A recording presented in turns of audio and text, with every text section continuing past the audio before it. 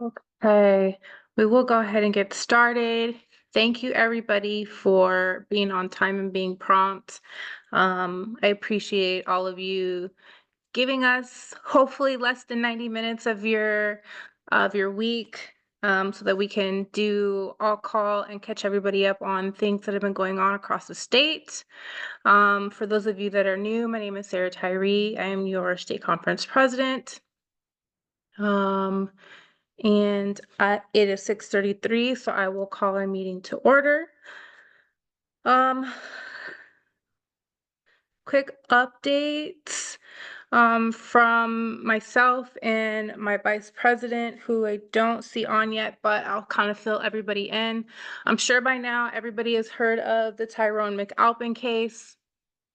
That's the young man who is differently abled, both with cerebral palsy and is deaf, and had a run-in with Phoenix PD. Essentially, they assaulted him by way of being called on a trespass call for a white man who then blamed Tyrone for something he had nothing to do with. And so we worked with his public defenders and his civil rights lawyers to get his charges dropped at the county level. And so Rachel Mitchell had those charges dropped. There were rumors swirling around that maybe the police union or Phoenix PD was going to try and recharge him, but she has said that no matter what, those charges have to come through her office and she is not going to be charging him. We're still waiting on an investigation for those two officers. As of right now, they are on paid leave. And then earlier today, his civil rights lawyers filed a suit for his federal civil rights being violated. So that's kind of where we're at with his case. Um, Queen Creek, Queen Creek is a whole lot. This is the same city where a black Barbie doll was hanging from a high school bathroom. It's the same city where black dolls were being drugged behind vehicles through neighborhoods. And so a couple months ago, the city decided to remove DEI and any DEI training. No money from the city council will be going to anything that supports cultural competency, DEI, so on and so forth. And so we've been having multiple conversations with um, the city manager, the police chief, and most recently with the mayor. She was less than um, really forthcoming with the information that she shared with us. Basically, she just told us that the reason that the city council decided to do away with DEI, even though a third of their population are people of color, is because the more affluent people want that. And so she and the city council decided to go where the money is. Um, so we're gonna continue to, at best, monitor Queen Creek. There are opportunities where we may be able to at least partner with them on some of their policies going forward. And their police chief is probably the most progressive out of everybody in leadership in Queen Creek, and has been proactive in some of the things that they have implemented since he's become the chief. So we'll continue to um, work with him and keep everybody appraised of what's happening in Queen Creek.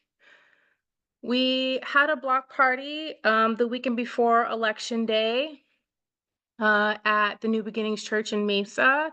We had food trucks, we had some vendors come out, we had some elected officials come out, and so we appreciate everybody who was able to attend the block party.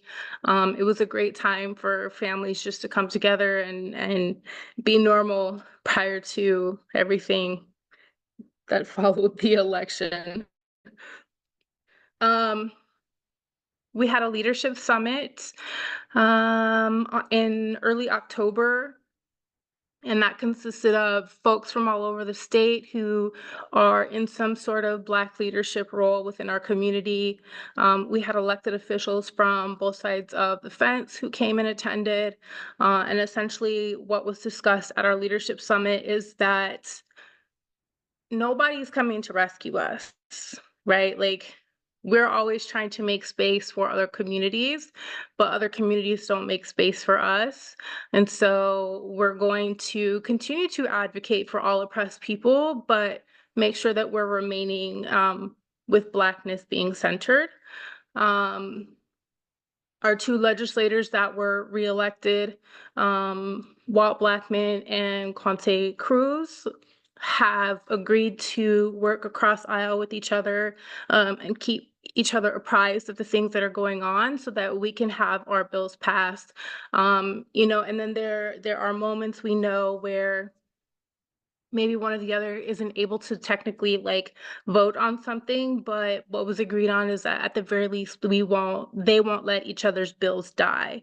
And so I think that's a really beautiful start for us to be able to get some sort of momentum going at the legislature, since we really only have 3 Black legislators, and one of them um, doesn't want to play game with either of them, and us included. He was invited, but he decided not to show up.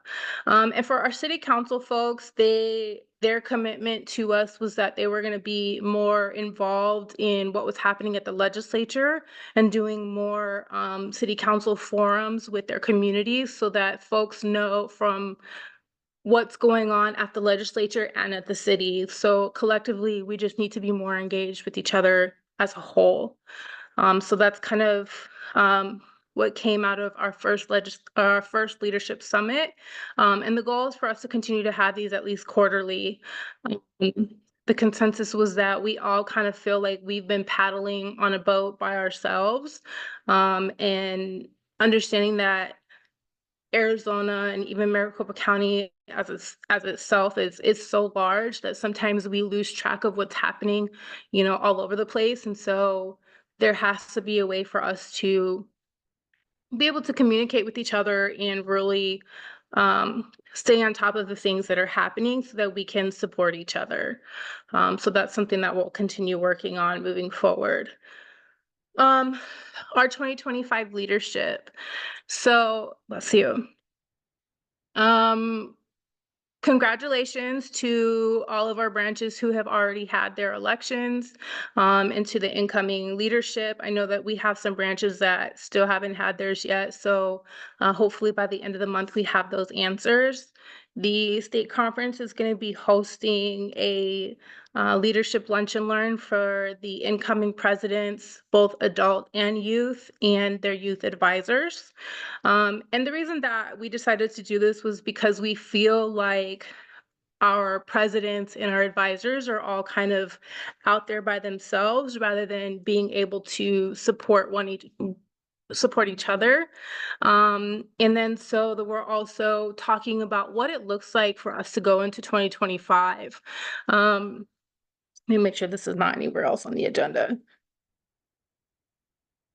Okay, so I feel this is my personal feeling as a state conference president, that the NAACP from top to bottom really failed the Black community this election cycle.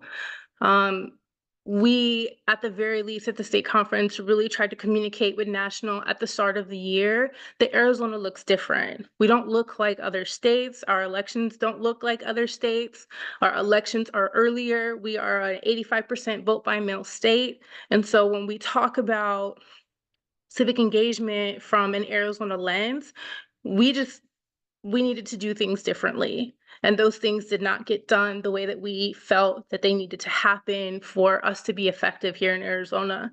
And it's partially why we saw such a drop off in Black votes across the country, because we just were not speaking um, speaking to the people who really needed to hear the things that needed to be said, and also we're just not speaking the language that they're going to be able to digest it in.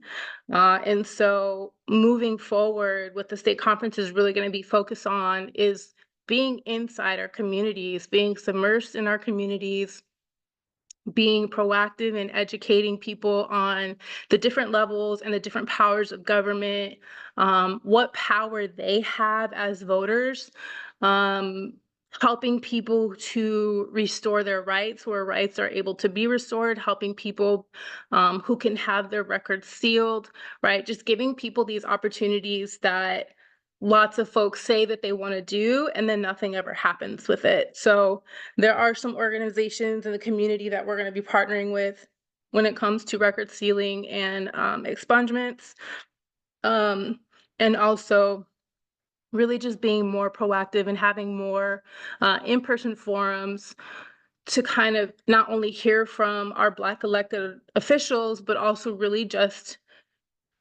breaking down to like elementary level, this is what a governor does. This is what city council does. Do you understand why the census is so important? What happens if the Department of Education really is um, demolished? I don't think that's the right word, but so just having these conversations, right? And it's so unfortunate that we are doing this on the back end of the election, because even Vice President and myself the other day just heard from somebody whose mother has stage 4 cancer, and they voted for Trump because they didn't know that Obamacare and the Affordable Care Act were the same thing. People just heard Obamacare, and that's terrible. We don't want that, right? And so now they voted against their mother's health care. And so we really just needed to do better in these conversations, and not shying away from words that need to be used. And just as it is, and it pertains to Arizona, I want to take responsibility for us not being more heavy-handed with national the way that we needed to be. And moving forward, it's going to be a lot more of maybe asking for forgiveness rather than asking for permission, right? Because we just need to do better. So that's kind of where we're at in the report that I have to give.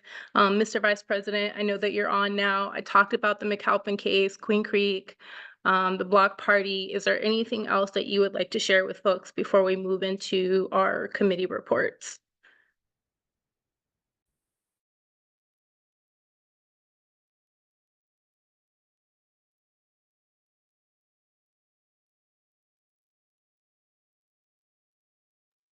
Andre, did you have a report?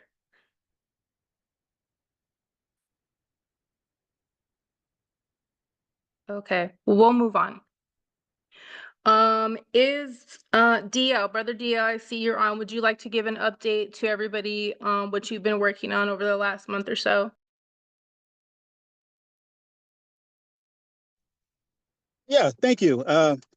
I'm sort of mobile, and so I'm in the car, but of course, DL White, um, community outreach and community inclusion. Um, we actually, I would take a different lens and different view. Uh, I think there was a tremendous effort out there.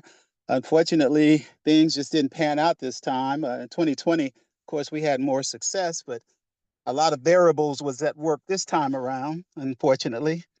But I commend from the top of the ticket down to the efforts that individuals was putting out. We actually did 2 Rock the Votes, where we did a virtual Rock the Vote, which was inclusive of the 100 Black Women, the National Organization for Women, and the League of Women Voters, as well as my fraternity and other D9 organizations across the state. And that was virtual. Then on October 7th, the last day to register, we partnered with the Culture Hub on Grand Avenue and held in person come out to vote last opportunity, which also gathered not as many individuals as we had hoped, but we appreciate Phoenix College Youth Chapter coming and those individuals participating. Then we did a follow-up, actually November 2nd, the last weekend, to get out the vote. We did a lot of canvassing. We partnered with Black Voters Matter. Black Voters Matter invested a lot of time, effort, and energy in our state. The bus, the blackest bus in the nation, actually was here. A luxury liner was here from October 4th to October 6th at the V, at the other various locations down on Roosevelt Row for First Friday. And Sister Wanda Mosley, the National Policy Director, was here. And along with Brother Roy Tatum and other organizations, we were doing, trying to get the vote out and trying to inform people. An unfortunate thing happens during these type of elections. You alluded to some of it there where you said somebody voted against Sister Harris and voted for the person's coming into office because they was not totally in tune to what Obamacare, affordable health care was. That doesn't fall on the NAACP. That just falls on that person for not having that information because affordable health care had been here since '09. That was one of the first bills, '09, '10. That's 14 years, and people are still not as informed. I agree with you, however, that we need to educate and probably scan it whole, pull it way back in terms of how we leverage information individuals. We certainly don't want to be condescending, but we certainly want to be able to be clear and concise enough so that individuals understand what's going on. Post-election, I was on a call with Black men out of California a few weeks ago, post-election, and everybody was feeling some kind of way because they were feeling that kind of way and others were feeling that kind of way. I just came on the call. I still don't know who organized it. I just got a link to say, hey, come on this call. And there's a plan to continue those conversations and locally too. We have to build we have to build collaborations. We have to build partnerships. Uh, little Annalisa Ortiz has moved from the House of Reps over to the Senate. If you know, I think she was in District 26 too. I'm glad to hear Sister Cruz also won out.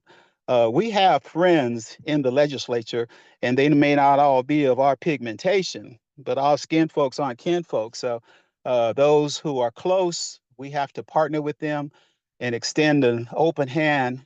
Senator Miranda, others and go in and do it. I'm concerned about the county recorder's position.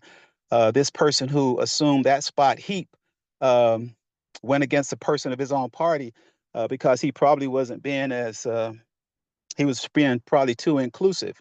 So we have to keep an eye on all of that.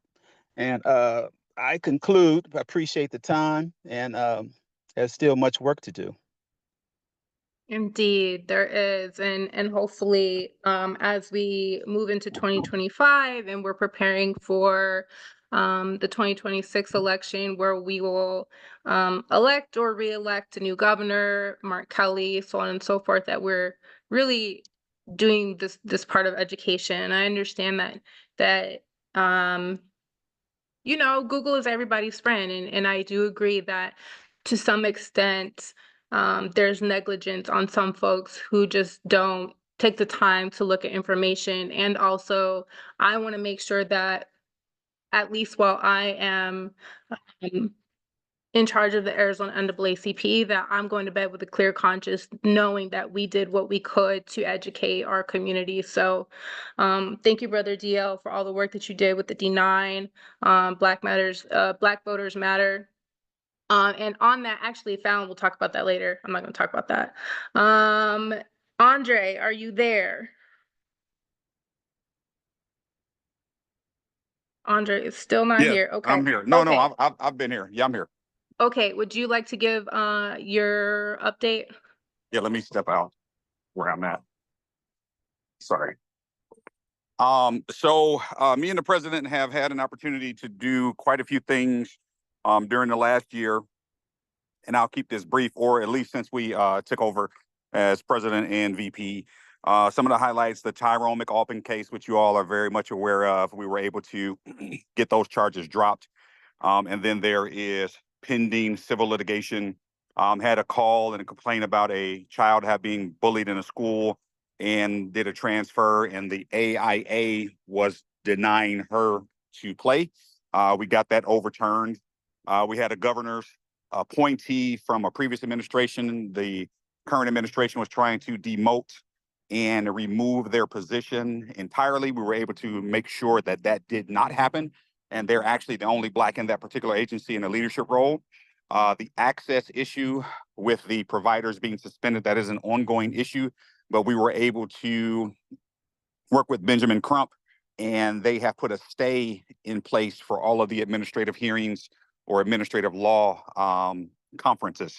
The town of Queen Creek, we had a meeting with the mayor after our first initial meeting with the city manager and the police chief, explaining the organization's angst with them wanting to remove DEI initiatives. We did not have a satisfactory resolve in that meeting, but we did get an opportunity to offer support to the city manager with what it looks like to have a diverse staff and have those conversations moving forward with the absence of official DEI. The Leadership Summit, I don't know if the president already talked about that, but the Leadership Summit was I believe it was a great time. We had all the Black electeds except for 3 in the Valley that were there. And it was a good time to converse and have dialogue. We did not have a lot of participation from our executive committee as well as some of the other members, but we did have great participation from electeds and our chairs, most of our chairs. So that's really what we've been doing. We've been doing a lot of the work that you don't see it on the news, you don't see it a lot, you don't hear about it a lot, but there are a lot of things that are happening. And we have been doing a better job with pulling in other individuals who are part of the EC to get things done, as well as educating. I also want to say that I think that with the election, we did what we were able to do with the things that we had. And so I want to thank everybody who were a part of that, the messaging efforts, especially Ms. Fallon, for what she did with the young folks to get them involved in the democracy process. So that's all I have. And again, I thank you all. I know this will be our last call for some of us on the EC, but I thank you all for everything that you've done throughout the year, all the work, the sacrifice that you do, not being paid. So I just thank you all, and I look forward to the work that we have to do these next few years to make sure our democracy stands. Thank you. Thank you, Mr. Vice President. Ms. Aisha, would you like to give us an update? Good evening, everyone. Thank you, Madam President. I think that Vice President Miller went over quite a bit of the things that are happening that are involved in the Criminal Justice Committee, so I don't think I need to be redundant. And we're really excited about the efforts that he's been making, and that you all, I should say, have been making with the events that we've been seeing in the news in regards to the police shootings and things like that across the Valley. So like I said, I don't want to be redundant, but I don't have anything extra to add. Thank you. Brother Barlow, I think I saw you on here. Would you like to give us an education update? Yeah, good evening. I don't have a lot. So my focus for the last couple of months for the education is connected with Fallon. So we've been working a lot just so I can provide her with some of my resources. So I've been working a lot with her, more so outreach. So I'm pretty sure some of the stuff that she's going to report, we are kind of working together. So, but yeah, that's pretty much all I have. Share with everybody about the chess tournament and some of the things that you're educating the youth on. Okay. That part. Okay. Yeah. So we had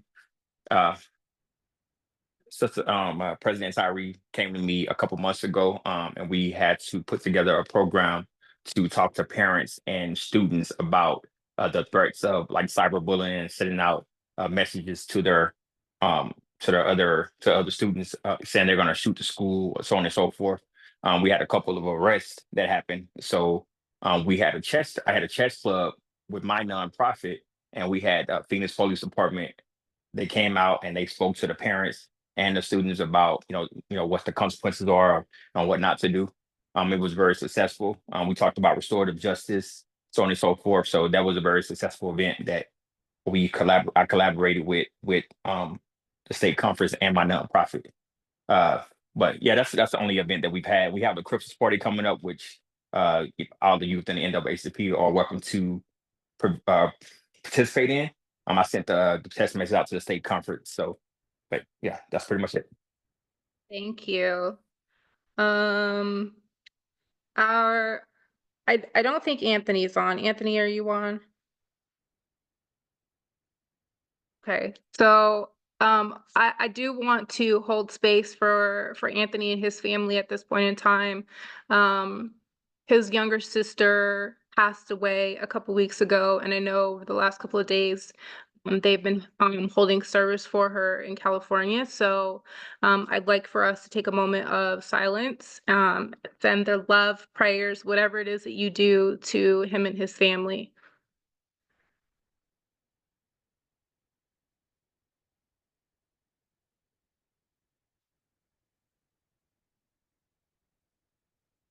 Okay, thank you. Is Dr. J. Cox on?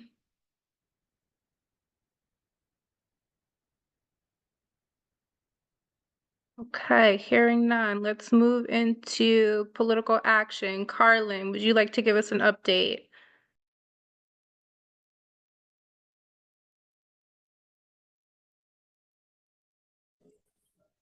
Hi y'all.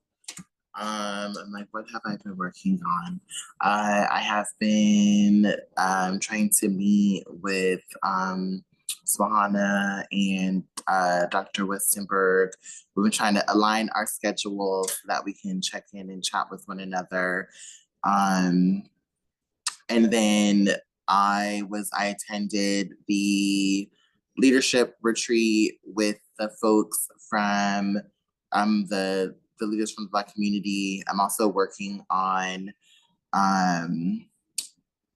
putting together a grief space for Black women, femmes, and gender expansive folks who do political work. So some of y'all who are on the call, be looking out for an email from me. I want to create a space for us to be able, specifically as Black femme identified folks, to be able to process, like, what does it mean for us to do like political work? And then for the strategy and the theory and all of the things that we offer for folks to like be ignored, and then for people to be like, oh my gosh, all of the things that you said would happen are happening. What do we do? And it's like, you should have just listened, and then we wouldn't be in this situation. So space for the processing of both the grief and also for Black femme identified folks to figure out like what types of things are they going to do to take care of and sustain themselves, because I don't see a lot of conversations. Like I see people saying like that they're going to do that, but I don't know that folks are actually like curating spaces for that to happen. So I'm curating that space. That has been, and then President Tyree did ask for me, and I am working on putting together a list of all the Black electeds. So it'll have like their name, their picture, where they live, what position they have, and contact information for them. I had let them know prior to the meeting that it's actually a larger lift than I thought that it was going to be. Because I was like, I'm certain that someone has put this together at least a little bit, and I was incorrect. So I'm having to go through, it's a little bit more laborious than I had originally anticipated, but I'm happy to put it together. It's gonna be beautiful once I get it together, and then it'll get sent out to folks so that we will have a face to a name and a contact, so we just know who is elected throughout the state. And I'm gonna do like as much of the things that I can. So, that'll include school board folks, it'll be people at the ledge. I know that we have city council folks, I know that there's some mayors. I'm gonna look to see if there are any other, things so that, so I'm gonna try to make it as comprehensive as possible, but that's also gonna take me some time because I'm gonna have to make sure like, the person's term isn't over and that, the city actually updated their website, etc. So I am working on that. I hope to have it together in the next couple of weeks because it's gonna take a minute to put together. I think, Carlin, I can provide you at least with the names that I know of, but I know, like for instance, President Sears was elected as Justice of the Peace in her area, so we want to make sure that we're including those too. Yeah, so that's So, why I'm gonna have to go, it's just gonna yeah, take some time to go through like everything to make sure that no one is getting, if they're a commissioner of something, if somebody the city manager, etc. So it's just gonna take a little time to compile that list. And like I said, I'm happy to do so, but I want to make sure that the information is correct.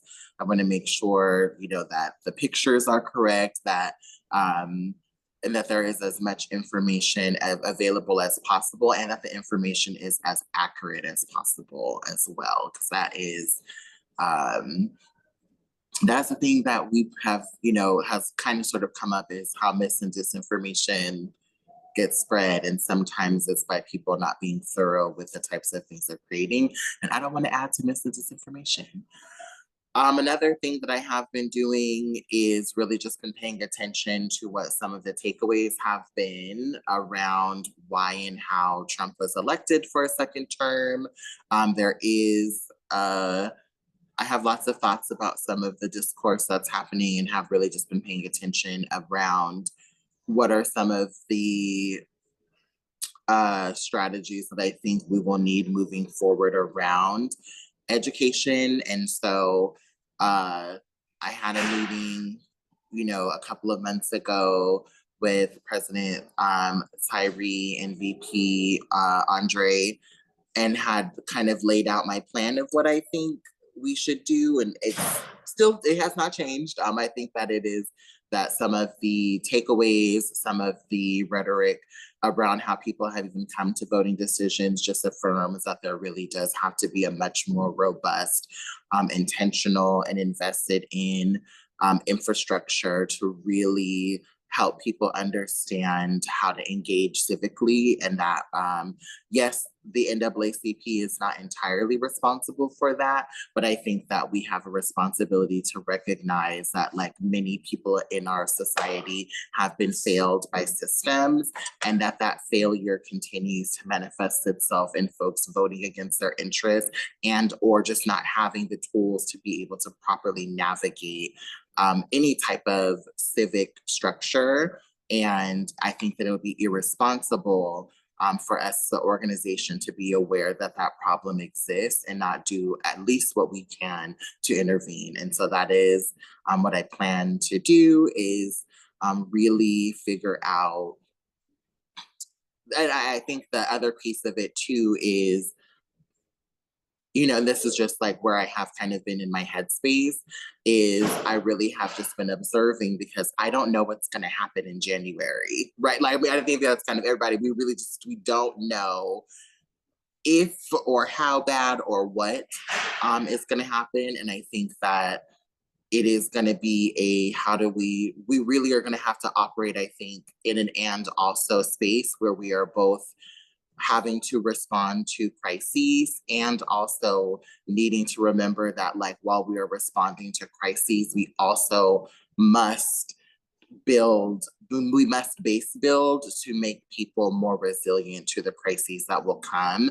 And that, I think, is part of the reason why we're in the situation that we are, is we have spent, not we, the NAACP, but like we marginalized people have been so reactive for so long, that we have forgotten to make sure that folks have skills beyond the crisis that they are experiencing, or that we have been asked to respond to. And I'm thinking about, like, how do we do both in a way that is responsible, so that folks are able to withstand, and that they're also not constantly having to be reactive. So I will end there. Moving out of trauma, that's what I hear you saying, is that we're moving into a space of not being trauma reactive. Words. Thank you. And you and I, Carlin, get together so that we can talk about what some of those things look like. I think some of the places that Representative Cruz and I talked about was specifically getting into our felon-friendly apartment complexes, right? Because a lot of those places have partners who a lot of those places have formerly incarcerated who have partners who can vote but are not voting, right? And so let's make sure that we're reaching those folks and having those conversations. Housing, is Rashana on?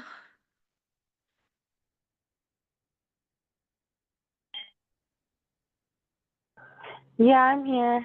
Can you guys hear me? Yes, ma'am.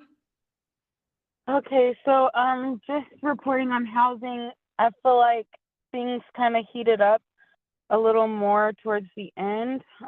One moment, let me pull up my document.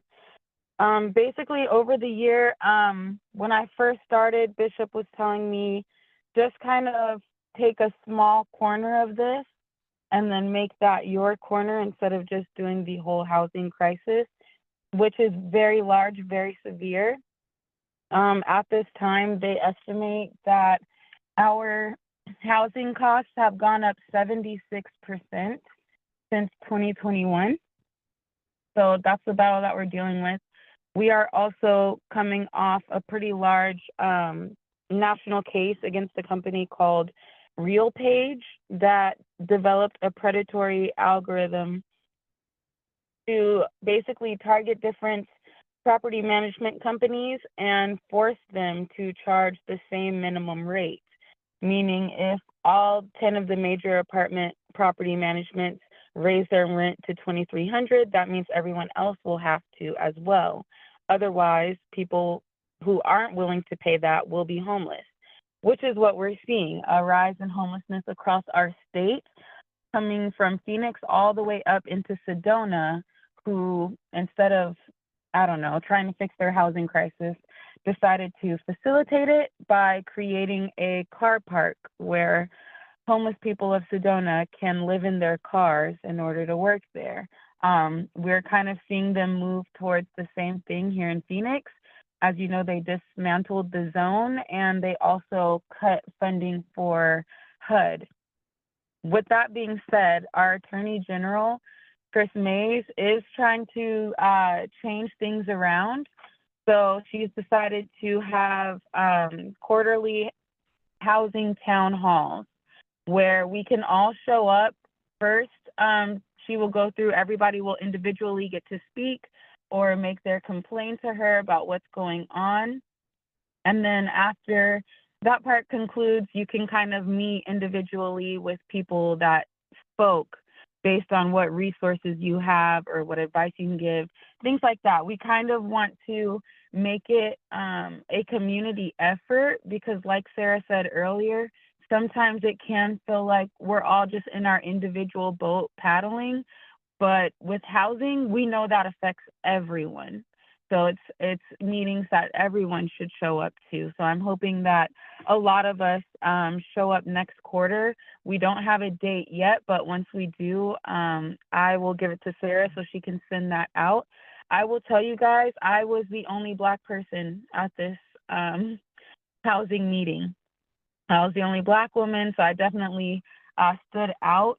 I would like to see more of our community there because I feel like we are disproportionately affected by this, including one of our members named Shay Thomas. She submitted a complaint to me back in May about her housing being discriminated against. She and her daughter were starting to feel weird, not really themselves. They discovered mold in their apartment. They filed a complaint with the office verbally saying that there was mold and it needs to be fixed. They dismissed, and then months went by, and it turns out that her daughter KK ended up having a really severe seizure. She had to take her to the hospital, and they both had mold in their blood. But this problem doesn't just affect Shay, it affects a lot of Arizona, especially since most of our apartments were built in 1963.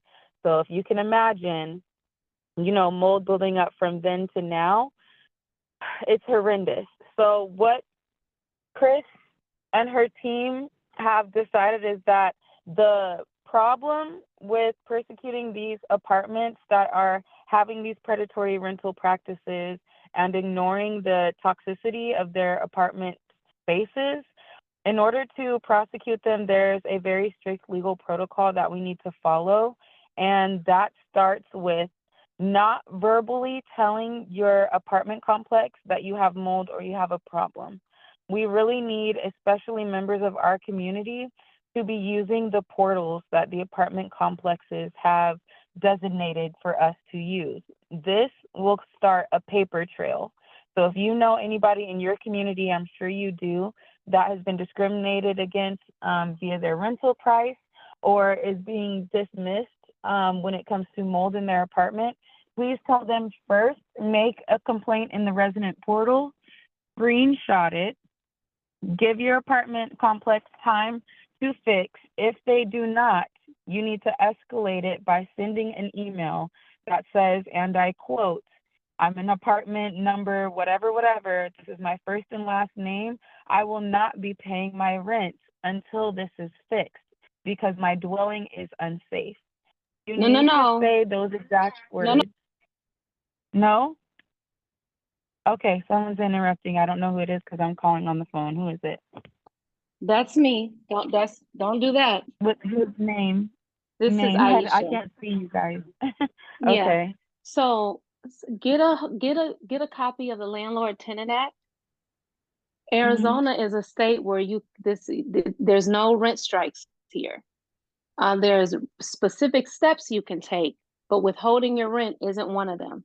And that will get them, they will be happy to evict them. So get a copy of the Landlord Tenant Act. She knows that they will. She knows that they will. That's kind of the point, because they're not supposed to do that. They're not supposed to do retaliatory evictions. They are But that supposed won't to be fix that mold. So that won't be retaliatory. You cannot withhold your rent. There's other steps you have to take, but withholding your rent is not one of them. And so being evicted on that grounds that you didn't pay your rent because there was an unresolved issue will still be a valid eviction. So you don't want to give that counsel. So get a hold of the Landlord Tenant Act, and when you go ahead. You got to give them 10 days. If they don't fix it within 10 days, you don't have to pay because that apartment complex is now unsafe. It would be the same if you brought a shirt from. So that's not accurate. So what I'm saying That's just what is, she said. I can confirm it. Yeah, no worries. She's gonna create like a document, and then that will be Excellent. the official document that we go with. What I don't want is people to be confused. At the bottom line, you need to send an email saying that you have mold, because an email is the only thing that will be admissible in court. So I don't want to get caught up in what to say. The point is, No. Black people are not sending emails. They're not sending those emails. Let me raise my hand. I'll let you finish, and then ahead. President Tyree, let me know when I had a. No, it's okay. You can go ahead. If you know for sure, go ahead. So, Ms. Aisha, who Rashana is referring to is Attorney General Mays. She attended a meeting this past week, and that was the information that the Attorney General shared with the community in the forum. But I don't want us to get caught up. So for now, let's table this conversation. We will clarify the information that Rashana and Ms. Aisha are sharing so that we're not putting out misinformation to our community. And then get you all the real-time appropriate facts and answers. Real quick, Ms. Aisha, please. I'm evicting about 100 people a day. So I'm not giving you what I think might be. I'm telling you for sure what comes before me. So I'm telling you 100% with certainty. The one thing we do not want to do is tell people to not pay their rent. You cannot rent strike in Arizona. You have to pay the rent, no matter almost just about what the issue is. Now, there's some other steps you can take. So, for example, if I have a issue in my unit, she's 100% correct. A verbal notice is not going to be sufficient in court. I have to notify in writing. After I notify in writing, then I have to give them a notice that if you don't resolve this, I'm going to resolve it myself. I'm going to pay for it myself out of pocket. I cannot withhold my rent. I have to correct the issue with a licensed contractor, and even that is very specific on who you can hire and what you need to prove when you hire them. And then you can deduct that from your rent, but you still need to pay the rent. at that point, if they try to take you to court because they say, well, your rent is short, now you've taken the proper steps, but it's way more, detailed than that. So I'm just kind of giving you the rough around the edges. But what we 100% don't want to communicate is to withhold the rent because it does not, they Yeah. cannot have air conditioner, they cannot have water, they can, all these things. Either you repair it yourself or you give notice and you move out. But withholding the rent is going to be a valid eviction, and then that eviction is going to be on your record, and that judgment is going to be on your record. Now you're fighting it, but that's the law is favored towards the landlords, and so that won't be a battle you will win. So I'm thankful, Roshana, for the work that you're doing and the document that you all are going to draft and put together. But just to communicate to us who can hear and anyone who we may share with, do not withhold your rent. Thank you, Ms. Aisha. And again, we will make sure that that information is put together and fact checked before we start sending it out to folks. I don't see our civic engagement director on. Ms. Fallon, would you please give us all a morale booster with an update on our youth? Sure, absolutely. Can you hear me well? Yes, ma'am. Okay. Um, so there's three things I guess to talk about here. One, what we did, one, what's next, and then just some goals that we have. If we're talking about what we did, I mean, man, a lot of you already know because most of you were there for it and supported us and helped us every step along the way. So I'm grateful to everybody here on this call and not on this call helped throughout the summer and played a part in this. But we just, as of 2 weeks ago, we just wrapped up the Civics All Summer program, which was our get out the vote efforts, and we did it through several different partnerships through several different organizations. Just because I had to, we have a meeting with the Arizona Black Chambers, and I have to put together a presentation. I went ahead and totaled up how much money our youth made this summer doing what they did from June to July. So just to let you all know, for those who don't, we had 38 youth total that worked in some capacity this summer, from ages 15 up to the oldest person being 21. Those efforts just concluded right before the election. It was a combination of 16 plus voter registration events. We are quoting 140 calls on paper, but that's only because I don't have numbers from the LD. If I had to guess, if I was a betting woman, which I'm really not, I would say it's over 200,000 calls made, to the point where we used up all the NAACP's minutes in van, and they had to, at the last minute, the final hour, get us more minutes in van. We also canvassed and lip dropped all over the valley. As someone else mentioned, or DL mentioned, there was a huge Black Voters Matter push here in Arizona. They even had the bus. Our youth drove the bus along with Roy. One of our youth, Xavier, was driving around and picking up youth and dropping them off and canvassing in different locations.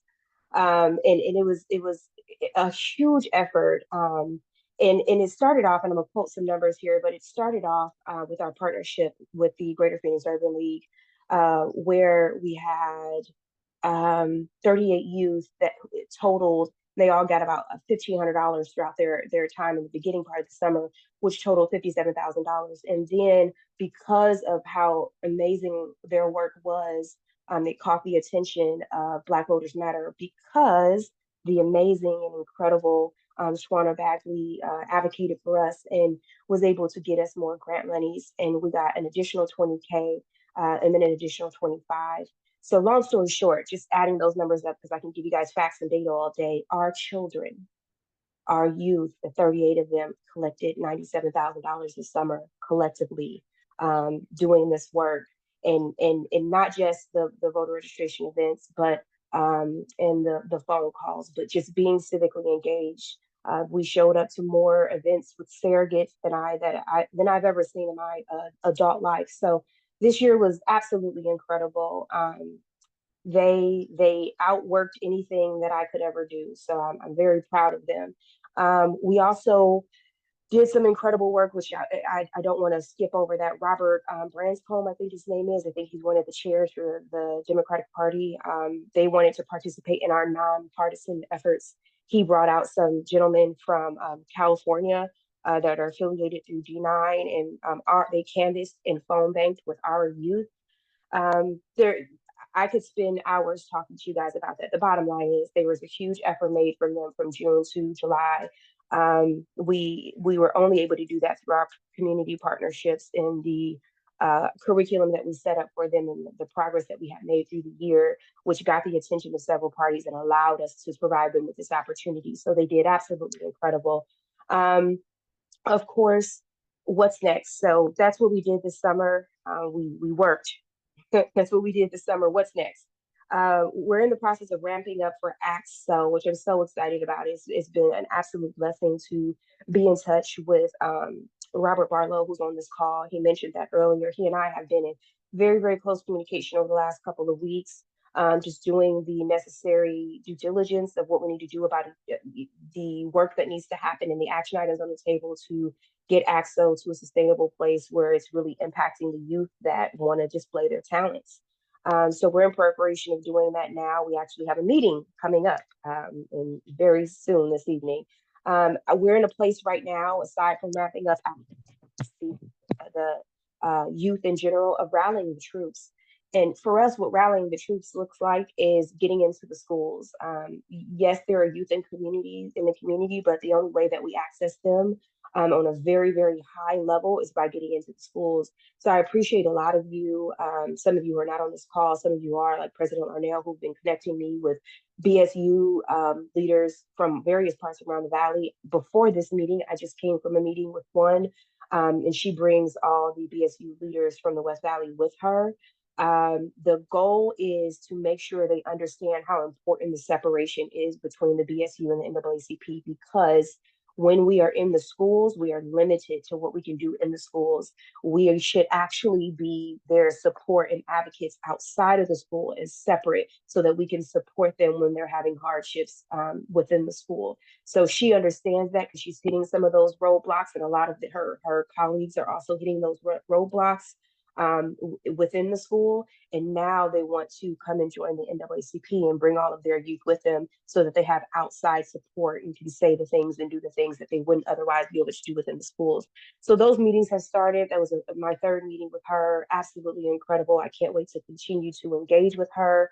That seems to be the cornerstone of our year. This amazing year that we're coming off of, now reaching a year and a half, is leveraging partnerships to increase membership. Not just to increase membership, but in order to greater impact the community. It's cute to have numbers, very cute. But if you're not doing anything with those numbers and actually have action behind that, then they're just that. So this was, as Sarah will tell you, Bishop, this was really a trial year, supposed to be an interim year for me, myself, when they said, Fallon, you have to do this. But I've really found my passion in this and my ministry and want to continue to do it, of course. And I say that to say even bigger. This year, we're planning on what it looks like to 10x what we did last year, to impact more youth, to engage with the community more. We had really heavy engagement. So to say, how can we engage more is a really big ask, but if anybody can do it, they can. We're also realigning their curriculum right now. I think it's really important that we don't just create a curriculum for them and let the previous administration of youth dictate the curriculum for the new administration of youth. Every year we're asking, what's happening with you? What is it that you want to learn? What kind of discussions you want to have? And tailoring the curriculum to fit their wants and their needs. However, even though we do that, it's really important. And I was just talking to the BSU advisor about this, that we still ingrain the things that are important to decrease some of those generational curses and the things that we're plagued with as a community. And those things, we identified two that are really big deals that we have to push. Even though we're utilizing their curriculum, we have to push two things that are really big, which is one, out organizing the organizers. Very big whole curriculum in itself, out organizing the organizers. And then number two, what proactive and actionable leadership looks like. We're having a whole segment or working on creating a whole segment that is called Action Beyond the Meeting. because a lot of us are very actionable in meet. And I can say this in a safe space amongst other adults. We get actionable, we talk action in these meetings, but it has to go beyond the meeting. So we're talking to our youth about what that looks like. And then we have a goal of next year of just increasing our communication efforts. That's what we did. That's what we're doing next. Let me know if anyone has any questions, reach out direct. You found. Thank you for all of the things that you have done, not just for the youth, but for all of our branches in the state conference, and really guiding the next generation of advisors and young people. So thank you so much. And to add to or piggyback off of the youth portion, the colleges are also revamping themselves as well. Phoenix College just they just elected their new EC executive committee and have a new advisor. Their previous advisor, I heard, is now at Glendale, so we'll see if we can get a charter up and running at Glendale. And then South Mountain Community College will be rechartering as well, as they now have 25 youth, and will be able to hold an election for their new EC. So we're rocking and rolling. Things are moving along. And you know, we'll continue to keep pushing.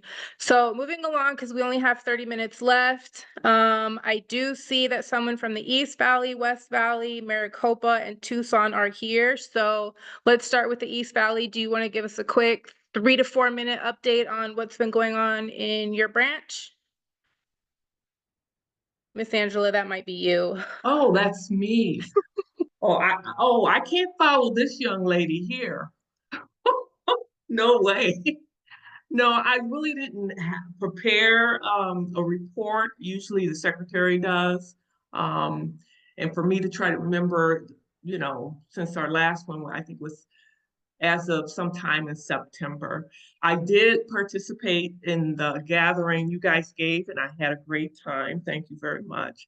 Met some wonderful, it was just a wonderful event. And I don't know, no one else is here. We're just preparing for our elections, which will be this Saturday.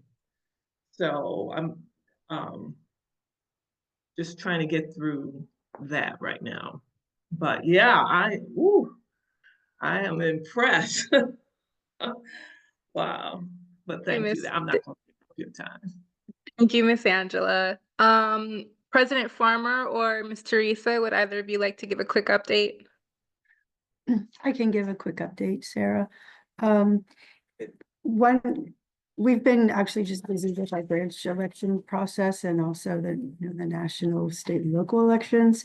So we had some candidates speaking to us at our last at our October meeting. But we were saddened to learn about the passing of Lisa Deshawn Black from the Arizona West Valley Alumni Chapter Delta Sigma Theta sorority on November 4th. The sorority has joined our branch as a silver lifetime member, so we're very saddened about that, and we'll be sending someone from our branch to this memorial celebration on November the 4th. And we also partnered with Positive World Class Expo on November the 12th, and we did have our election on November the 11th. So we're in the process of the supervisory committee wrapping that up. Miss Teresa, when do you guys have your EC meetings? They are on the second Saturday of the month. Okay, thank you. You're welcome. Maricopa, Dr. Harden or Miss Princess? Hi, good evening. Well, let me see. So much has been said, and there's no need to repeat all of these great accomplishments. But I would like to first congratulate the Arizona State Conference for the collective effort. Every branch was out there, I think, doing yeoman's work. I mean, we were laborers in the vineyard. So collectively, I think Arizona State Conference, hats off to what all we did collectively. As far as our branch, just like everyone else, the last several months, everything has been focused on get out the vote. And I would like to formally recognize or thank our political action chair, Dr. Westenberg, also Ms. Fallon Jones, our member Talay Harnbeck, and Princess Lucas Wilson. We rented, the Maricopa County branch rented space at the Cultural Hub. And starting at the end, pretty much like the last of August, through August all the way to October 7th, we were sponsoring forums or discussions at the Cultural Hub. And it would take too much time to try to calculate all of the accolades. So we will be giving you a formal report. But we also, with our Get Out the Vote efforts, Dr. Westenberg is probably still trying to rest and recuperate. She was everywhere. We had tabling down at the American Legion, First Fridays. We tried to be in as many spaces as we could. We collaborated with let's say the Gen Zs and younger folks. Ms. Fallon, I want to say thank you again. And her youth were there every time. They were there. We even had one of the youth be one of the keynote speakers when we were talking about the legislative, the court issues. They're great. The youth are great, as well as the Maricopa County branch.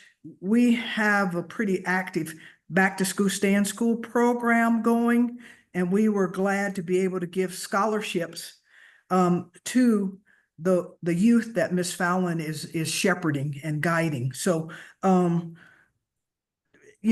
like I said, in respect to everyone's time and all the expertise that's been shared, I think we all did so much. We did everything we could do, I think, as the NAC, well, everything we could do. We did so much work pushing Get Out the Vote that the National can only say good things about what we did collectively. Each branch was out there doing what we needed to do, and we just all put in hours and hours. So our election will be on the 30th. We will rest up, and what does they say? Joy comes in the morning. We will be out there ready to keep doing whatever we need to do. 2026 starts now, and that's our focus. 2026 starts now, and we will be back out trying to agitate and educate the same as we were, and play the long game. We got to learn how to play the long game. So, yes, so we're all in, and thank you for the time. I yield the rest of my time to the next presenter. Thank you, Madam President. And I do want to clarify, I know that I shared with everyone at the beginning of the call that I feel like the NAACP failed the Black community, and that's because there was certainly more that we could do, and it shouldn't have been done 6 months before the election. As President Hardin just said, the next election starts now. And so we need to be doing that work now, and that's what our focus is going to be moving forward. President Meeks, would you like to give a quick update on Tucson? Well, hello, everyone. Let me take you on a trip down here to Southern Arizona. We are down in Tucson, getting some things going. It's really exciting to hear all the things that are happening in the Phoenix area. I'm excited to report that the Tucson branch held our elections on November 16th, just this past Saturday. And, while it didn't go off without, a little bit of confusion due to the time zone difference. And so we started an hour later. They did allow us more time to complete. So elections complete and done. So we're looking forward to the next term and the folks that will be serving on the executive committee. So we're really excited about that.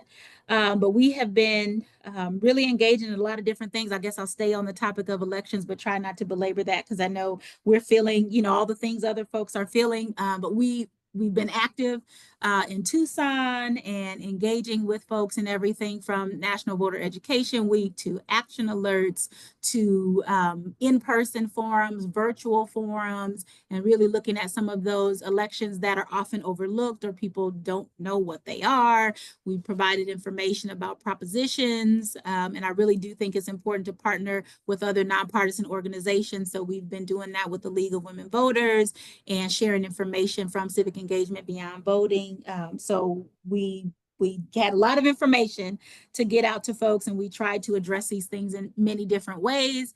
As you may be aware, I don't know if this gets picked up in other places, but there's a lot still surrounding our sheriff race. And so there are a lot of things happening there. So we're not all done. And so we are continuing to pay attention to what that's going to look like and some of the things that are happening with lawsuits and leave and all these different things with that particular race. So we'll keep our eyes on that.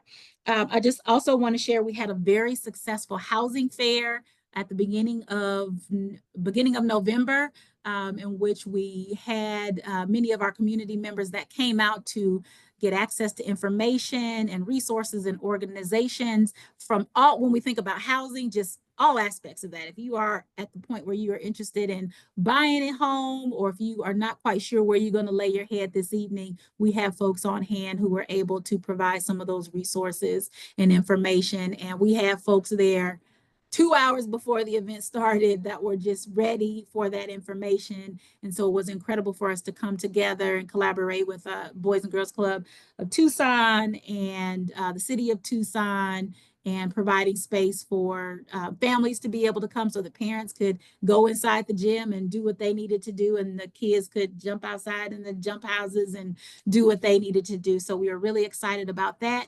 By that time, we had also received the swag and the, you know, Vote Our Lives Depend on It materials that were shared with us. So we were also able to share those out at the housing fair, as well as Black Family Reunion that was hosted by a coalition that the Tucson branch is also a part of. So we are excited that our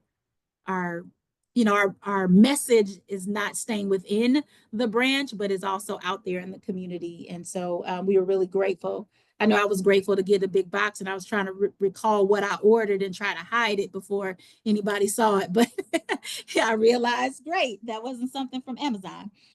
We also have continued the work that we've been doing in legislation and presenting that on bail reform. And so I know we have talked about this with the state conference, and I'm happy to share that with anyone. We are intending to present that again. I know we have talked about Alma Hernandez being a sponsor for our bail reform legislation, which we have put forth. I believe this will be, Amelia, correct me if I'm wrong, I think our third year, it might even be the fourth.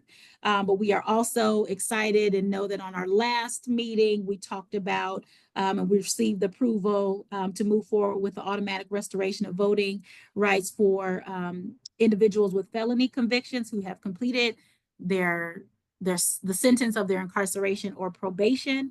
And so we want to make sure that we're continuing that conversation. And so we'll probably try to bring together a meeting so that we can talk more about that and what that would look like to work with our legislators. But that work is really important. And our Criminal Justice Committee also continues to, request information and records that have to do with whether or not our county attorney's office is going to prosecute or decline to prosecute a former Tucson Police Department officer who fatally shot and killed, well, fatally, Mr. Richard Lee Richards, who was a wheelchair user, and that we kind of keep getting these stopping points where they're telling us they can't release information. And so we continue to demonstrate that we expect an answer. You keep putting us off, but we will not go away. And so our first request came in May, and we still have not received adequate information. And so we've indicated that, we've given a deadline and all that good stuff, and they responded to that. But we will continue to pursue this information because we believe it's important for our community to have that. We also continue to work with folks who are leading the charge with the transition center here in Tucson. And I know right at this same time, some of you or other folks may have been on a call about the deflection program here with the Tucson Police Department. And we are well aware of, the great work that the Tucson Police Department is doing there and the efforts that they're trying to make. And so we are informed in what that looks like and how that's working. But we also really believe in the power and the expansion of the transition center. So we are engaging with folks who are doing that work as well and staying involved. I don't know if I said this before, but our Freedom Fund luncheon, shout out to everybody who supported that.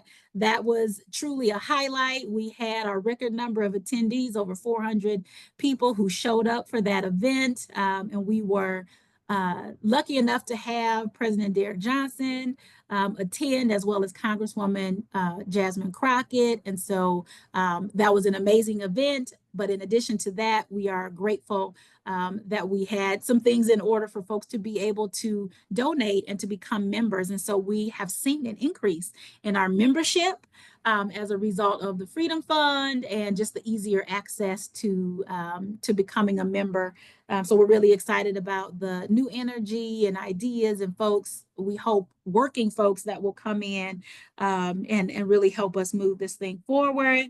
I also want to mention that we are, our education committee is really getting things going in terms of ensuring that our youth in the communities that are interested in college, but may not even know the first thing about how to access that, are receiving information from the colleges. And so we will be presenting a proposal to the state conference that has to do with an expansion of the personalized admission project. And we can talk more about what that is and all of that at a later date. But we're also focusing on literacy and connecting with our Tucson Unified School District to present information and to watch the film Right to Read and have a conversation about literacy and how that impacts Black youth. And so also thinking about education, AXO, we kicking it off. We're excited about that. So we are really, really excited about making that happen, bringing that back to Tucson. And I also want to give a shout out to our Youth Council President, Anthony Akator Jr., who is a finalist. He may know by now whether or not he's the chosen one, but he is a finalist for the Senate Youth Program. And if you're familiar with, or if you're not familiar with that, it is a nationwide program that selects only 2 young people from each state to be a part of a fellowship in which they earn, or they will receive $10,000, as well as an all expenses paid trip to Washington, D.C. to engage with legislators and different leaders and things like that. So we are very proud that he is a finalist. And right now, today, he may already know whether or not he has been selected, but we are really excited about that and look forward to all the things he will learn and bring back to the community. Thank you all so much. That's my report.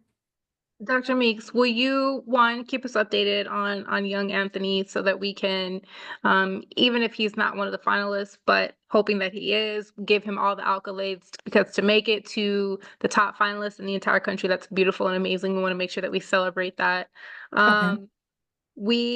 I have a lawyer up here who is partnered with Normal and some other organizations that have been doing record expungements and are moving into record sealing. So I want to make sure that I connect you to her so that she can help further things down there in Tucson where y'all are at doing those automatic rights restorations and things like that. And then do you need help from the state with the young man that was murdered by Tucson PD? Well, I think at this point, and Amelia, please chime in on the technical terms of this, but they're basically telling us that at this point, the information we are requesting is still confidential because of ongoing lawsuits or something like that. Amelia? Madam President, I think we'll know within a short period of time whether the county attorney is going to go forward and prosecute that former Tucson police officer. They did seek an indictment and obtain an indictment from the grand jury. That was sent back by the Superior Court. Then the second grand jury said they would not indict. There was some legal issues that went up to the Court of Appeals about the evidence that the defense wanted to receive, the police officers and his attorneys. That was rejected. And now the county attorney is deciding whether to go back to the grand jury a third time or have a preliminary hearing to seek an indictment. And they're not giving us any documentation about the status of that. But we're not going away. They've told us they'll let us know by November 30th. So if there's a good decision, we probably will not need the help of the state conference. If there's a bad decision, I think we can reach out at that point. Understood. Thank you so much, Ms. Amelia. And as you as well, President Meeks, thank you for all the work that you're doing, and know that there are some of us up here in the Maricopa area that wish to strive for the excellence of the Tucson branch. So thank you for all the work that you guys are doing. Do we have anybody from Huachuca Sierra Vista on?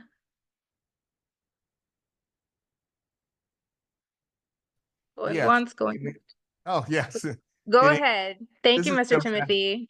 Yeah, I'm the first vice president of our Huachuca area branch in NAACP. Unfortunately, our president, Stephanie Walls, was not able to attend, so I don't have written report prepared, but I'll try to do my best to give an update following all these great reports that we've heard so far.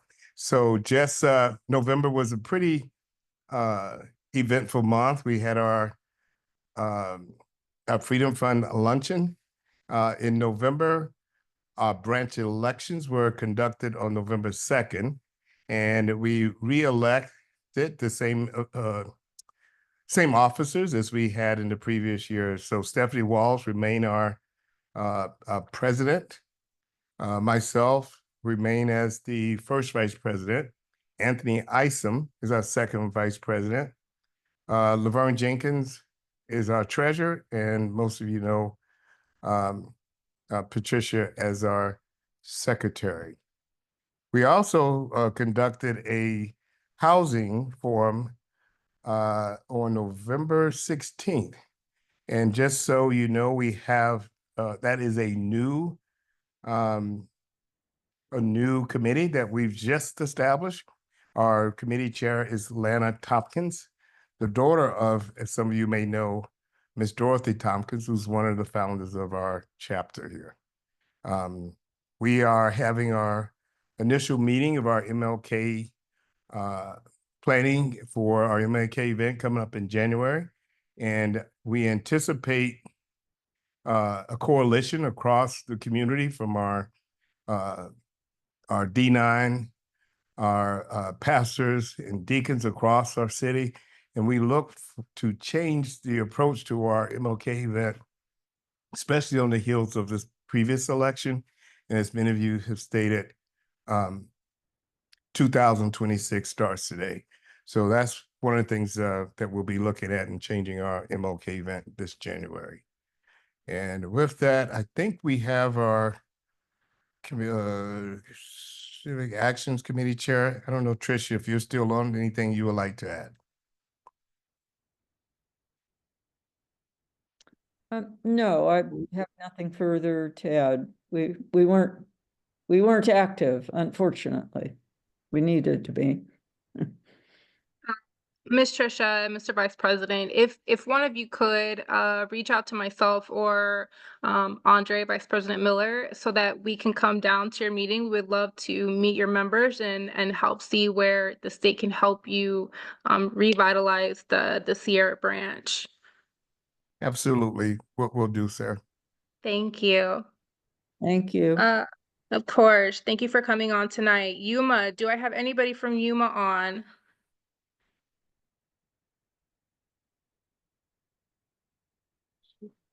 Madam President? Yes, ma'am. This is Beverly Cade, and I see that we have no one else on, so I'm very nervous, so here it goes.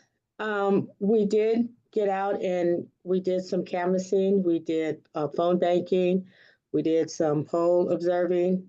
In the last month, we had an education summit at AWC, and that's where we did have some of our local school educators involved there, assistant, associate superintendents, which was very nice. We also had our Freedom Fund banquet. And just recently, this past weekend, we had our second annual community picnic where the chief of police showed up and, you know, he's been coming to us and he's been really helpful. Let me see what else we got. Oh, we did have elections and I am the president-elect for 1016 and I'm proud to say I am. Thank you so much. And I will be asking for, Congratulations. I will be asking for a lot of help. We're working now to put the MLK together for January, but that's all I have. Well, thank you, Madam President-elect, for being on tonight and sharing with us. We also, again, Andre and I would love to come back down to Yuma and help with whatever you need us to help with. And that's for everybody. If anybody needs help from the state conference, that's what we're here for. We're here to support you and make sure that your branches and your memberships are thriving. So, open invitation. Thank you for joining. Sure. Pinal County, do I have anybody from Pinal County? Okay, moving on, Phoenix College.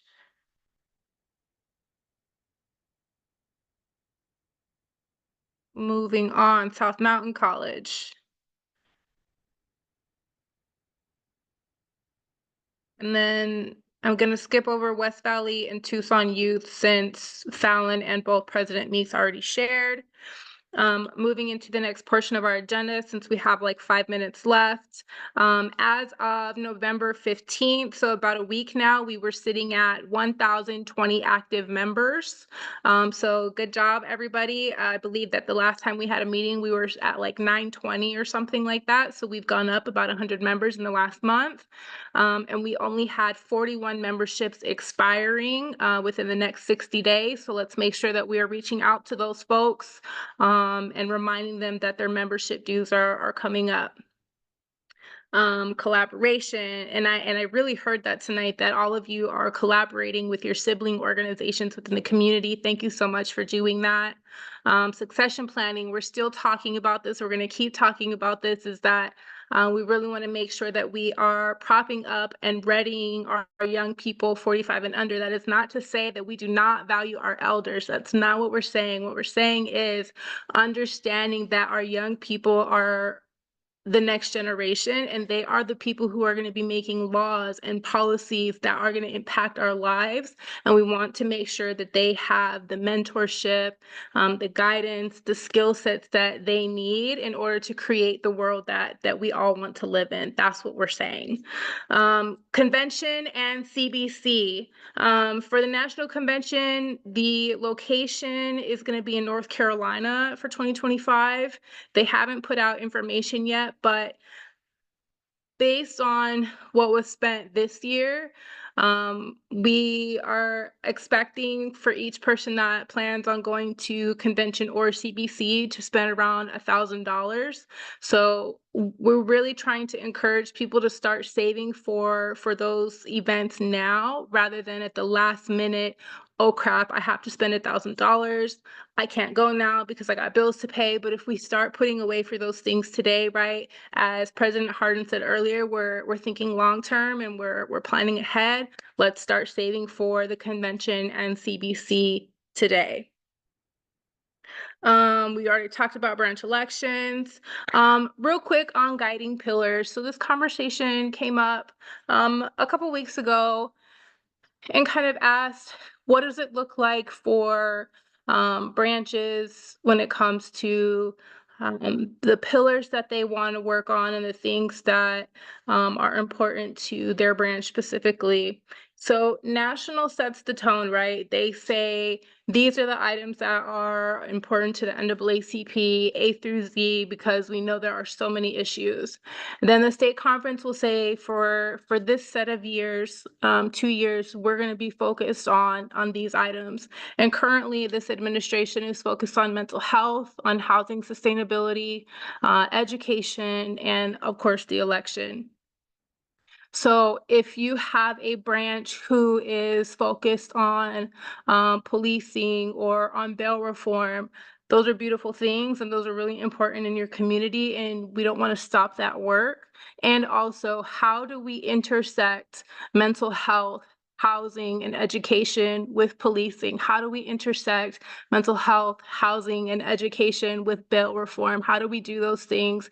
How do we educate our law enforcement, our city officials, so on and so forth, about the intersection of these things, the demographics, so on and so forth? So just know that the state conference is focused on mental health, housing, and education in all of its aspects. And we want to support you in the things that all of you are working on and encourage you to find ways to make sure that they're intersecting with the state conference's pillars. Okay. I think that really concludes what I have for everybody. Is there any community news that anybody would like to share before we adjourn for the evening? Or adjourn for the year, actually, because this will be the last meeting that we have until the new year. So is there anything that anybody would like to share?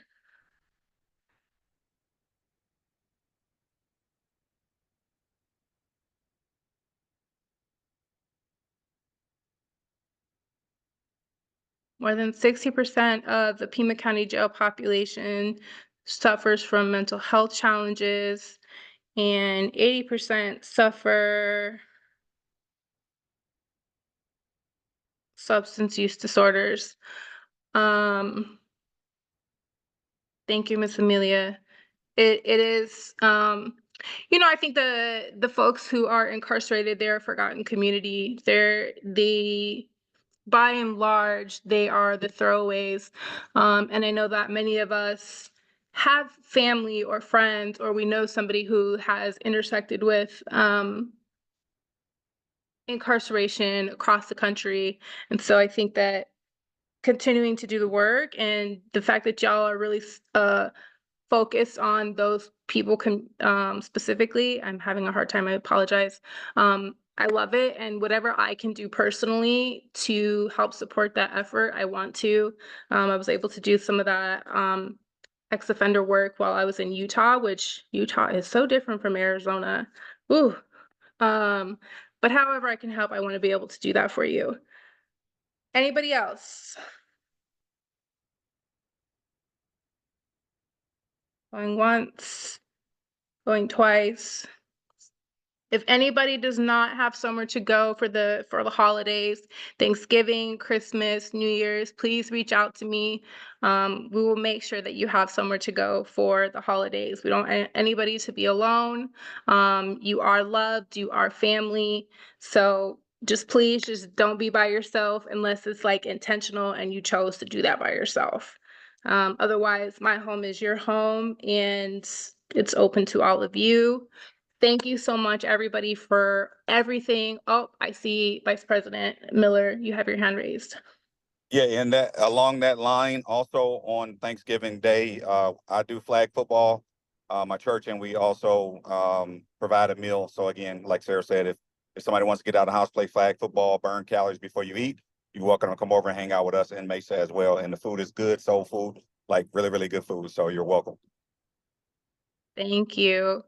Okay, everybody, thank you so much for all the work that you did this year, all the work that you're going to do coming into 2025. I appreciate each and every single one of you. Hopefully everybody has my number. If not, one of your presidents have it. So if you need me, please reach out. Other than that, happy Thanksgiving, happy holidays, happy New Year, and I will see you all in January.